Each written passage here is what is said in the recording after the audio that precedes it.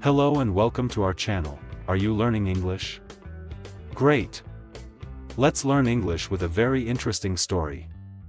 Don't forget to subscribe, like and comment.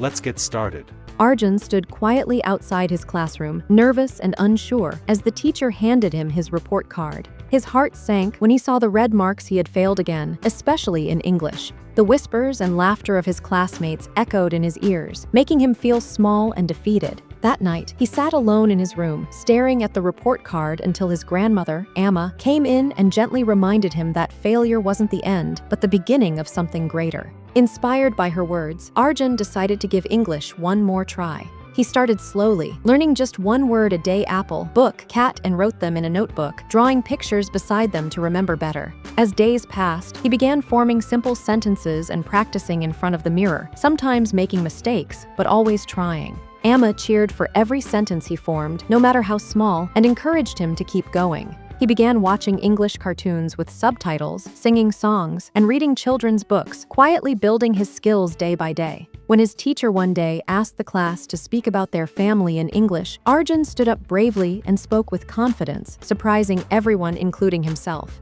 That small speech marked a turning point. Though his grammar was not perfect, his courage and effort earned him applause, and for the first time, he felt proud. From that day forward, Arjun no longer feared failure because he knew it was just the first step toward success. Encouraged by his small success, Arjun began to dream bigger. He set a goal for himself, not just to pass English, but to speak it fluently one day.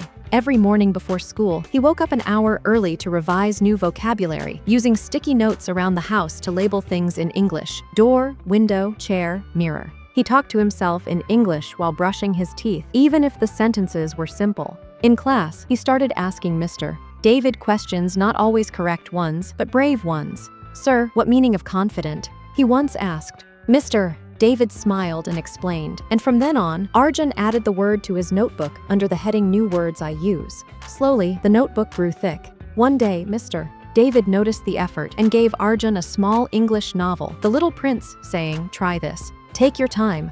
Arjun held the book like treasure. At first, it was hard. He didn't understand many words, but instead of quitting, he read with a dictionary beside him. He underlined words, wrote meanings in the margins, and asked Amma to help him read aloud every night. She didn't know English well, but she tried, laughing with him at their mistakes. Reading became their evening habit, and their bond grew stronger. Meanwhile, the students who once laughed at Arjun began to notice a change. He answered questions in class. He helped others with their assignments. He even started a small English club with 3 other students who also struggled. They met after school, practiced dialogues, and played vocabulary games. Arjun was no longer just the boy who failed English. He was becoming the boy who helped others not to fail. But deep inside, he knew his journey was far from over. Months passed, and Arjun's confidence blossomed like a flower in spring. He was no longer afraid to raise his hand in class, no longer nervous to speak out loud. One afternoon, the principal made an announcement. There would be an inter-school English speech competition, and every school must select one student to represent them.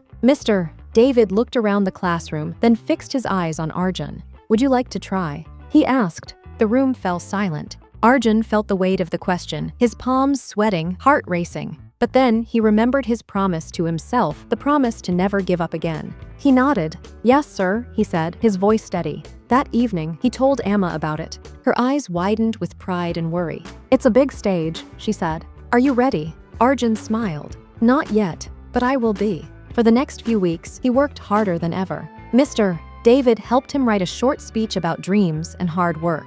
Every sentence was practiced again and again. He stood in front of the mirror, adjusted his posture, worked on his pronunciation, and learned where to pause, when to smile. Amma became his audience, clapping at every practice round. Sometimes, Arjun made mistakes, forgot lines, or mixed up words, but each time he got up and tried again.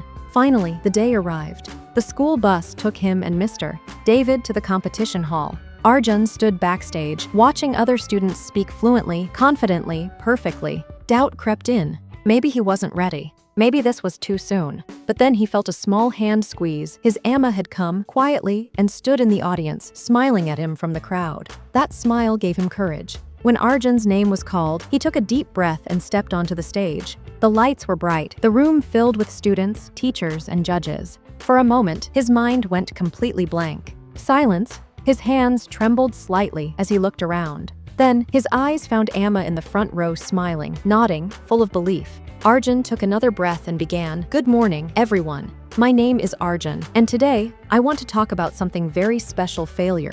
A few people raised their eyebrows. Failure? Most students talked about success, technology, or famous leaders. But Arjun continued, "I failed in English. Not once, but again and again." People laughed. Even I laughed at myself. But then, I learned something. Failure is not the opposite of success, it is the path to it. The room grew quiet. Every word he spoke was simple, but it came from his heart.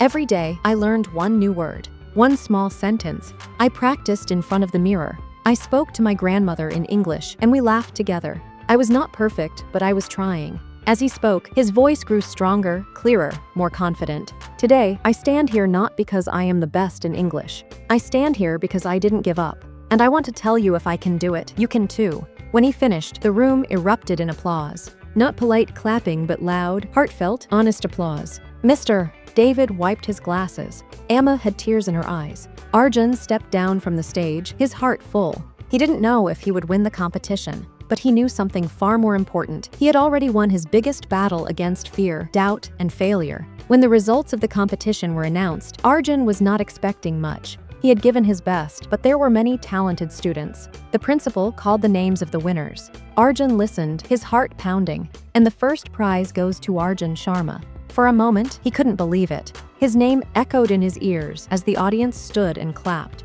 He walked to the stage, his legs feeling like jelly, but his heart was soaring. "Mr. David smiled proudly, and Amma's face shone with happiness. "I told you," she whispered, "you have come so far." Arjun's hands shook as he took the trophy, but his eyes were clear and steady. That day, he realized that winning the competition wasn't the most important thing. The most important thing was the journey he had taken. The countless hours of practice, the courage to speak when he was afraid, the willingness to learn from his mistakes, and the persistence to keep going even when he wanted to give up. Arjun's success wasn't about perfection, it was about growth, effort, and resilience. It was about believing in himself when nobody else did. And now, he could speak English, not because he was perfect, but because he had worked hard and never gave up. From that moment on, Arjun knew that failure wasn't something to fear.